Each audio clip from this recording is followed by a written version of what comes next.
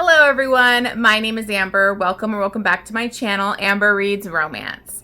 Today I'm going to be going over my end of the month wrap up for December. So these are actually my last reads of 2023. I can't believe it's been a year already doing booktube. It's been such a blast. So let's just dive into my final reads for 2023.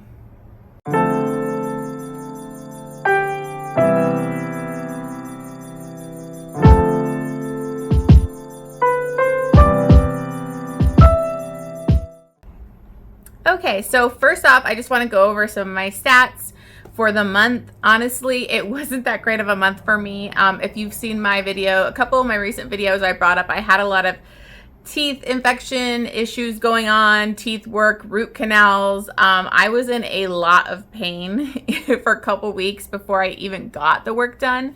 So, and I still have more to get done.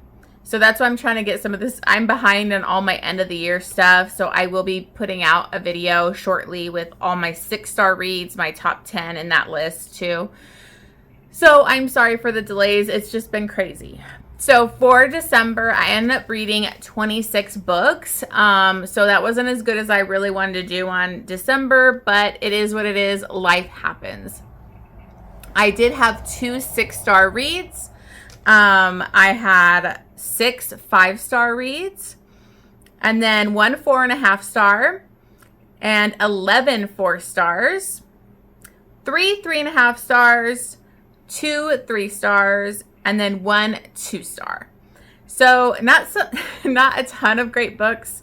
I mean, they were some decent ones, and then obviously my 6 stars, amazing books. So you know, we'll go ahead and get, I think I went over in my last video, it was my previous 6-star, so there should be the 6-star in this one too.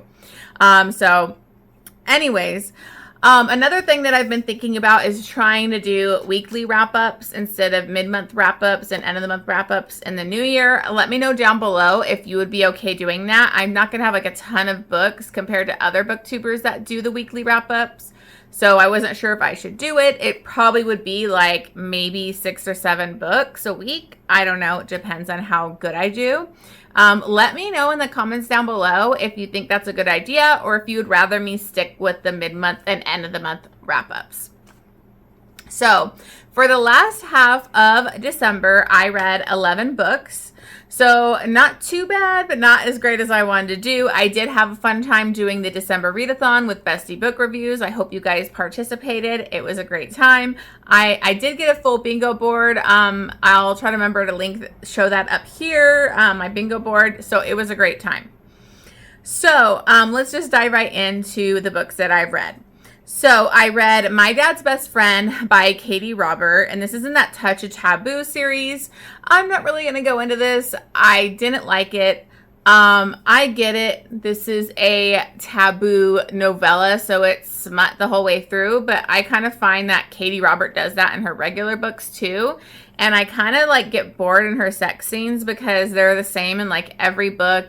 It's just sex every chapter. And so I was just bored. I felt like it was kind of almost repeating the same thing as like the one where it was her boyfriend's dad or whatever, your ex dad will do or something.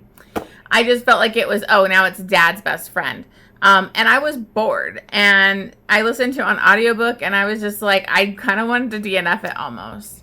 I don't know if Katee Robert is the right author for me, honestly. I think I'm going to give her like Olympian or whatever that Greek mythology one series a try.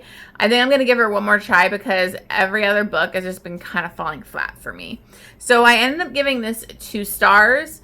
And I know I get it's a taboo novella, but like there's other authors that write novellas that tell a well-rounded story, that have character development, that have that even slow burn in a novella is possible. So I don't know. I just don't want sex the first chapter. Let's build up to it. Anyways, enough of a rant on that one. I said I was going to talk too long and I already did. So the next one that I read was an ARC. This is Ruthless Rebel. And this is Faith Summers. I've never read this author before. I ended up getting this ARC. It is the second book in the Ruthless Billionaire series. And I enjoyed this one. I thought it was a pretty decent read. You don't really have to read the first one to get what's going on here. But basically this is between Jericho Grayson and River. And this is like a second chance billionaires, fake like engagement, fake marriage kind of thing. Basically they were kind of like childhood lovers, but they come from like these feuding families. So they were like secret. Nobody really knew they were together, and things happen and they end up splitting up. And so it's years later that Jericho is actually he needs to like get married because his grandfather wants him married to take over the company as the CFO. And so him and his brother would basically start running their grandfather's company together. And so but his grandfather says he needs to be married for like at least 6 months. So he needs to be married for like a year. And so he's basically interviewing women to be his like future wife.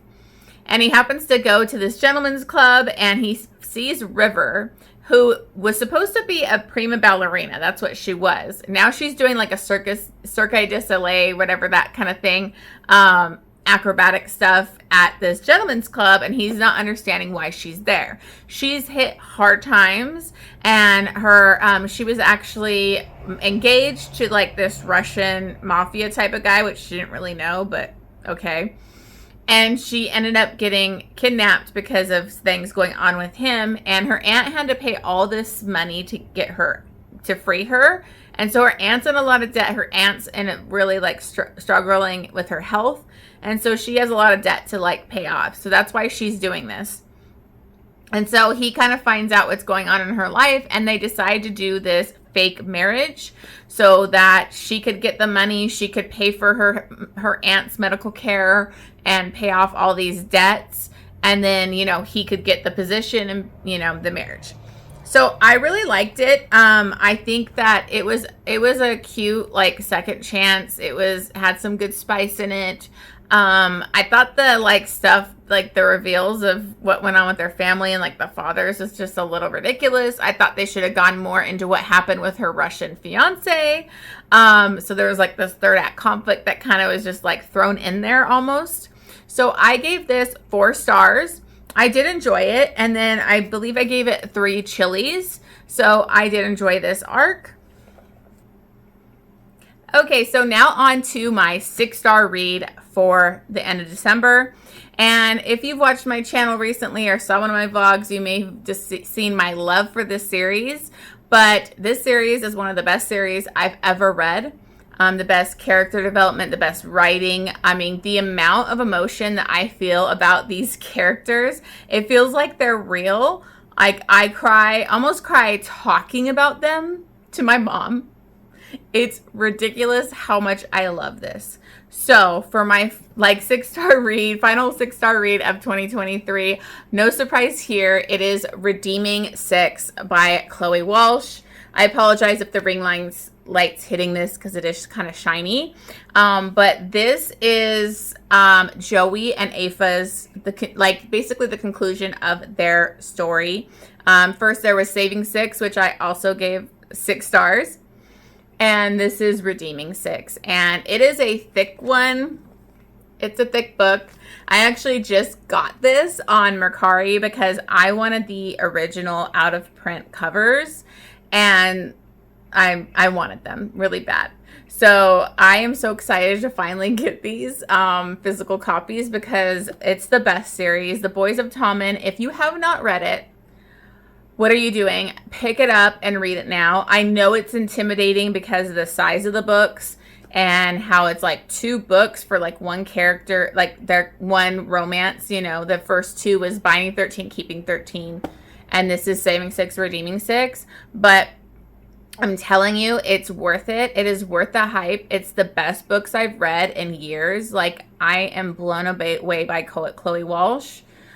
Just read her for the first time this year, and I can't stop gushing, you guys. So I can't totally go into what happens in this because this is the 4th book in the series. I will be having a vlog go up. I'm not sure when because these vlogs are pretty intensive and I gush and cry and talk a lot. So if you want spoilers, that'll be going up soon, hopefully. I don't know when I'll finally put it up.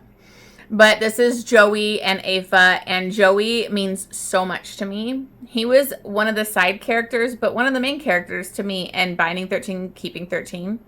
I cried so much over Joey's struggles. He has so much on his plate. He has a family that is this cycle of abuse, of abusive drunk father, and he has basically had to be the man of the house and also get beaten brutally by his father for years. And he has drug addiction issues. So there's a lot of trigger warnings in these. Just make sure you check that out.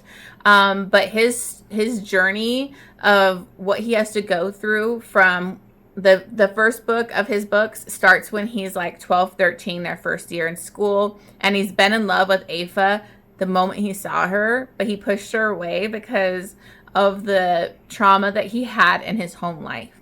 And he didn't want her to be a part of that. But in this, they are together. You know, the Saving Six was them finally getting together and kind of breaking up and all those kind of drama issues. But this is them together and the struggle of what Joey has to go through and watching Aoife have to love somebody. And I think a lot of people can relate to this, to love somebody who suffers from addiction, where you don't want to let them get away with it or, you know, basically cater to their needs or kind of be a crutch for them. But like you don't want to lose them. And so it's just horrible dynamic of somebody that's constantly falling to their addiction, and you can't, it's a hard struggle for both of them. Anyways, I could talk about this forever. It's one of the best books I've ever read. This is a big one. It's 1,066 pages, I think. So it was amazing. If you want, the audiobooks are phenomenal. They're so well done. I mean, I bawled to the last 3 books each time I listened to them on audiobook. I mean, like crying at my desk where I had to stop listening to it. Anyways, that's enough of me gushing about this because I don't want this video to be too long. But if you have not read Boys of Tommen, please get out there and read that series. Okay, so a quick little novella that I read. I actually got an arc from this. This is On Your Knees by Tristina Brockway. And this was basically a priest, like age gap, and I mean big age gap, romance. And she has basically kind of been in love with her priest for like years. She has a very controlling psycho mother. So it's a very abusive relationship. And she wants the priest. She's about to turn 18, so she kind of wants to see if they could happen. This priest actually is like kind of already sexually active when he's not supposed to be. So it's not like he wasn't already kind of breaking the rules of what he's supposed to be doing. But he has basically been fantasizing about her and is like totally into her. But this age gap is pretty big. Let me see. Yeah, he's 52 and she just turned 18. So it's a large age gap. Just be aware of that. I mean, this is what it is. It's a priest novella, smutty, fun, taboo times. So I enjoyed it. I gave it 4 stars and 4 chilies, some daddy kink, some father stuff going on. It was a good novella. So I decided to finally start reading the Alliance series by S.J. Tilley. I did end up getting the arc for Hans, and that was the 4th and final book in the series. So I needed to jump in and read the ones before that. So I read Nero first, and this is the first book in the Alliance series. This is between Nero and Peyton. And Nero ends up kind of going up on her balcony and coming into her house because she had her like balcony windows, like her doors open, to kind of get away from the cops. You never really find out what happened and why he did that, but whatever. And he ends up just kind of coming in. She freaks out. She's like alone, and he just like hangs out with her on her couch. And like she ends up passing out, and he watches her sleep, and he's like becomes obsessed. So this is kind of like a stalker romance. He basically finds out who she is. He starts stalking her place of business and stalking her and totally obsessed with her. And things ensue from there. The thing with this one that I didn't like as much as the others was like the heroine was just too on board that he was stalking her and like all the things that he did. She had like no backbone, or she was very gullible and naive. And so it kind of bugged me. And Nero, it was like kind of over the top sex scenes with the dirty talk. It just kind of felt a little forced to me on the first book. But his character actually grew on me the more I read him in the other books. So I did end up giving this 3.5 stars. I think it was also the heroine annoyed me, and when the heroine annoys me, I kind of like check out. And also there was some other woman drama that was just so like, you could see it coming a mile away with like the third act and all this kind of stuff. So I was just kind of like rolled my eyes at it, honestly, but I still enjoyed it. It's still an enjoyable time. Next, I read King, which is the second book in the Alliance series. And this is with King and Savannah. And this one had a really fun, cool setup. Was where Savannah was actually just kind of been on a few dates with a guy. She needed to go over to her friend's house because her friend had like kind of, I think she had like back surgery or something. So she was bringing her over some homemade food for her, and this guy she was dating was coming with. She was kind of annoyed with him. She kind of felt like, I don't even know if I want to go on another date with this guy, but we'll see. And so they end up going to the friend's house, and her friend's like, oh my God, I'm sorry. I didn't realize I had other people over. I must have mixed up the days. She goes in, and King is there with his sister, and King is like the head of the mafia. And he, I believe he's the head of the mafia. Yes. Oh, no, sorry. Let me fix this. Him and Nero basically ran the alliance together. Nero was kind of the face of it, and King was like more of like this billionaire businessman. So he didn't want to like, they didn't want him to look like he was involved in the mafia. But things happen in the end of Nero that King makes it known who he is and that he's part of it. So now he's out there too as like the face of the mafia, and him and Nero kind of run this. They had basically killed off all the previous like mafias and then made this alliance mafia that they run. Okay, so back to the story. Sorry about that. He's there with his sister, and the sister happens to be married with Savannah's date. So they walk in, and she's like, what the fuck? You know, what the hell are you doing here? And it's just a horrible situation. Savannah feels really guilty, even though she had no idea. It's not her fault. But she ends up having to like go back to that guy's place because he had the keys for her van inside his place. And so she goes there, and she hears a like scuffle and some like kind of mumbling and threats, and then a gunshot. And then King comes right out, and so she kind of witnessed a murder, and so he basically kidnaps her. He captures her, and he takes her home with him, and then he decides the way out of this, forcing her to marry me. So we have a forced marriage. She doesn't want anything to do with it. Like the marriage, like Nero came, he basically had Nero ordained as a priest, and then like he comes and marries them, and he's like literally holding her down like on the couch while they get married. There's a lot of funny moments in this, but I really like this one a lot better than Nero. I liked King's character. These guys are over the top, possessive, unhinged. Like these are unhinged men in this series, but I really enjoyed it. I liked their dynamic a lot.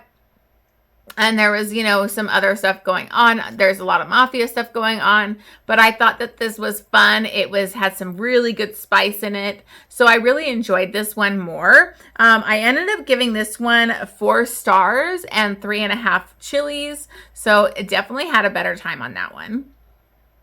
And then I didn't have enough time to read Dom, which is the third book. So I had to jump right into my arc because I was like cutting it close at the end of the month here with my arcs. So I read Hans, which was the arc, and this is book number 4 in the Alliance. It's the final book, and I can't say for sure because I didn't read Dom yet, but Hans was my favorite. Like, he's my favorite hero. This is a cinnamon roll out, but like also alpha assassin. Like he is like a golden retriever assassin obsessed with his neighbor. He lives next door to this sunshine suite. And by the way, all of these women in these books are curvy heroines. I don't know what the odds are that 4 badass mafia types are gonna like fall in love with like curvy heroines, but we love the curvy heroine representations, and it's not totally beating themselves up for being curvy a lot of the, throughout the book. So in this one, our heroine is Cassandra. She goes by Cassie, but he refuses to call her Cassie. He calls her by her full name, Cassandra. And he had lived next door to her for a year, but he basically did not talk to her. She was obsessed with him. He was obsessed with her. She would like make him like goodies and leave them for him. He wouldn't even open the door, but he would eat them, even though she was a horrible cook. She's a horrible baker. Everything she makes is like not good, but he eats it all anyways because she made it. I mean, this guy is unhinged and obsessed with this woman. So it's like a year of this, and she kind of gets tired of like always trying to flirt with him or ring on his doorbell. And so she gets these sexy boudoir videos, photos, I'm sorry. And she has them sent to his mailbox on purpose by mistake. So he opens it up and he sees them and he's done. Like, he's done not talking to her anymore. And he basically like wants to know who took these pictures. He's very alpha and possessive over her. And so they finally start talking and like getting to get kinky with each other. And there's some slight daddy kink in this, which I totally didn't mind. Sometimes daddy kink rubs me the wrong way. But he is such a badass. I mean, this guy has been on a revenge plot to try and kill as many of these sex traffickers as he can because his sister was taken when she was young. And his life, his backstory is just so tragic. And so he basically turned himself into this killing machine. He's like kind of like a ghost. He's brought up in the previous books because they thought he had something to do with the sex trafficking, but really he was killing the sex traffickers. So I absolutely loved this. They were so cute together. He's so possessive and protective over her. And it was just such a great pairing. So I ended up giving this one 5 stars. And then it was 3.5 chilies as well. Honestly, such a great series to try. I had a great time reading it. And they were like back to back that I read those. Okay, so then I finally read Katherine Cowles. I have seen her everywhere. Everybody loves Katherine Cowles, and I haven't read her. I just kept putting it off. So I was like, I need to read her. So I read Reckless Memories. This is the first book in the Wrecked series. And this is between Ford and Isabel, although throughout this book she goes by Belle because she goes through a tragic thing in her childhood. So it opens up right away with Ford and her were best friends. Ford was also her older sister's boyfriend. I think they're only like 2 to 3 years apart, like age difference between them. But when this starts out, it's kind of like when she's 15, 16 and Ford is like 18. Him and her sister are about to like go away to college. They've been like high school sweethearts. And maybe even longer than high school. They've just been together forever. But like Isabel has the biggest crush on him and she feels guilty because her sister is wonderful and she loves her sister. But she has a really bad relationship with her parents. They want her to be like, her mother wants her to be like her older sister and go to college to be a doctor. And she's just not that way. She's an artist. She's like, rambunctious and spontaneous. And so she just doesn't have the best relationship. But her and Ford are like 2 best friends. He's so important to her. And she's always hanging out with Ford and her sister. In the beginning of this book, at this time, they basically go out to get some food. And, deer comes out and it's raining. And they get in this huge accident. And her sister dies. And Ford gets hurt and she has a lot of damage that she has to recover from too. And he ends up basically disappearing right after this, like basically abandons her, she feels like, and he moves off. And so it's like 10 or so years later and she's actually still living in this small town. This is a small town romance. They're kind of like on this island, I think off the coast of like Washington, I believe. And so he's moved off to California. He's made like all these big time, like kind of nightlife bars in LA. But his parents have their own restaurant and bar and it's really struggling. And his older brother has had to do it even though he does construction. And Belle has been like helping them out and remodeling the place and doing all this stuff to help out. So his older brother tells him, like, you need to come now. Their dad had a stroke. He needs help. So he has to come back to town and help out with the bar. And that's where she works. So now they're kind of forced to see each other. And it just brings back all those horrible memories for her. And her parents, like, blame him, even though it was just an accident. And once they kind of, like, talk things through a little bit and get over that, you know, miscommunication and, like, why they weren't talking, there's reasons he left. You know, it's hard for her because she feels guilty because she's in love with her sister's, like, boyfriend, and her sister died. I really liked this. This was a very slow burn. There were a lot of sweet moments in this, but it just took me a little longer than I wanted to get through the book. And it could be a me problem because of everything going on with my teeth pain, but it took me a little while. But I definitely see that Catherine Cowles is an amazing writer.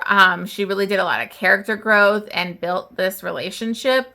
There were just some things like she tends to have, I guess, a lot of this third act, you know, suspense. She does the romantic suspense where there's like a bad guy. I saw who the bad guy was the whole time, so it wasn't a shock to me, but it still didn't mean the book was bad. But I really did love these two. I felt like they were really soulmates, and that, you know, he was with her sister when it was like young love, but it wasn't like something that would have lasted. I also loved that they made the sister this amazing person. I'm tired of like loving the sister's boyfriend, and the sister's like evil and so bad and mean to me. And I just loved that the sister was just this beautiful, vibrant person. And so I loved it. So I ended up giving this 4 stars, and then I gave it, I didn't write chilies, but I would say like 2 chilies, 2.5 chilies. It takes a long time to get the spice, and there's not really that much spice, but I was fine with that. Okay, so then I read Romancing Mr. Bridgerton. This is the 4th book in the Bridgerton series. This is between Colin and Penelope. I've been doing a vlog thing for the Bridgertons, but I'm not getting a lot of views, so I'm not sure if I'm really even going to do that vlog anymore. So I did film just kind of a recap of this because I could not do a vlog with my pain and my swelling in my cheek this time. So I just kind of did a sum up of it. It should be up soon. So let me know if you're even interested in those Bridgerton vlogs, because I don't know if it's worth it to do them anymore. But I didn't really like this one. It was kind of a disappointment. It was just kind of meh to me. Colin was like really suave and witty and awesome in the previous books, and he just really fell flat in this book. And he did some kind of like assholey type of things. The thing that saved this was Penelope. I really loved her character. But this is an unrequited love thing, and I'm not always into the unrequited love. So she's been in love with her best friend's brother, Colin, for years. He doesn't look at her like that. He just doesn't even see her that way. She kind of seems like she's a curvier heroine, and her mom dresses her in these horrible colors that don't go well with her. And so he ends up going away for years to just travel. And so when he comes back, it's like Penelope's kind of grown into herself. She's kind of basically like a spinster, and she's completely fine with that. And all of a sudden now he notices her. And that was my problem, is like, why did he notice her? How did he all of a sudden notice her? And, you know, it just kind of didn't work for me. There was like no chemistry between them. And then when like, it's like there's a big reveal of, I can't even say because it's spoilers, but I'm sure everybody's already read this series. But I didn't like his reaction to this reveal, and I thought he was kind of coming off as a spoiled brat and not very supportive. So that's all I'll say on that. But so I ended up giving this 3.5 stars. It was kind of a disappointment, and I don't get the hype of the Bridgerton series. I honestly, like, Lisa Kleypas has so many better series than this that should be a show. Like, I would love to see The Wallflowers as a show. But anyways, moving on. Then I read Two Wrongs by Kimberly Carillo. This is my first time reading this author. This was basically a husband's dad romance, and I was here for it. I think it was a fun time. I did think, you know, it wasn't as good as it could be. It wasn't my favorite, but I did really enjoy it. I listened to this on audiobook, and but the thing is, she was married to his son, and he was horrible. And they brought, like, she caught him cheating on her, literally screwing somebody else. and she's going to end it. She finds out he's been taking drugs, prescription pills. He's been stealing from his father. He put like things in her credit, like under her name, and is not paying it off. I mean, the list goes on and on. So they really demonized her husband, which was fine because it did show how amazing his father was. So his father is Griffin, and the heroine is Wren. And she basically is kind of going through hell because of this, you know. And Griffin always treated her like crap. She thought he hated her because he was into her from the start. And I mean, not from the start, because they were childhood sweethearts. They like got married right out of like high school, which he didn't agree with. But then he started to see her, and he was attracted to her and had a lot of fantasies about her. So he was like kind of addicted to her to push her away. So what happens with the reveal of what his son has cheated on her and everything, he kind of steps in, and basically that he can't fight his attraction anymore. And they have some amazing sex. They do some daddy kink. They do BDSM. He's very dominant and she's a submissive. So they have a good dynamic. But my problem is that in the epilogue, it was like everything was cool with the son once everything settled. And I'm like, he never apologized. He never like groveled. He didn't take responsibility for his actions. And then now, everything's all good in the epilogue. That really annoyed me. I would have rather just him not be in the picture and it be more realistic. But that was the only thing that bothered me. I had a good time with it. So I gave that 4 stars, and it had 4 chilies, lots of spicy, dirty talk, BDSM stuff going on in this one. So the last book I read was Burned Dreams by Neva Altaj, and I loved this so much. I can't say how amazing this series is because each time the book comes out, I think, this is the best one. And I loved this one. This is the 7th book in the Perfectly Imperfect series. And this is between Alessandro and Ravenna. And this is a bodyguard romance, except this guy has actually, he was also in that Special Forces for the Government unit with Sergei from a previous book. And so he's got special skills. His wife they had married young. They both kind of lived on the streets and kind of survived together. They had a friendship that grew into love. She was like run down by like a drunk driver and like left to die.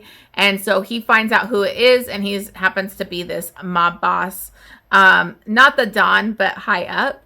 And so he has this revenge plot to kill him, but also kill his wife and bring down everything that he owns and all of that. So he's supposed to be the bodyguard to his wife, but he's planning on killing her. But the problem is that he's insanely attracted to her, and he can't deny their chemistry. So it was kind of a good little slow burn these are shorter books of, those angsty, like, slight touches and like him being into her, and he starts to notice things are off because she is in a severely abusive relationship. So there are trigger warnings for domestic abuse. She is beaten. She is like locked in rooms where she has claustrophobia now from her husband. So she is not in a good place. And so she's very unhappy in this marriage. So there is cheating, but like, really, is it cheating? This guy's a scumbag. So I absolutely loved this. There was a lot going on at the end. I love that we get to see somebody in the epilogue that we loved in at least I loved him in a previous book. So I'm just absolutely loving the series. I think it's such a fun mafia series to get into. So I ended up giving that 5 stars and 3 chilies. The sex was hot. I absolutely loved it. So those are my books from December, the end of December at least. Thank you so much for watching this. I can't believe it's been a year on BookTube. I appreciate all your support. If you're new here or you haven't already, please subscribe to my channel.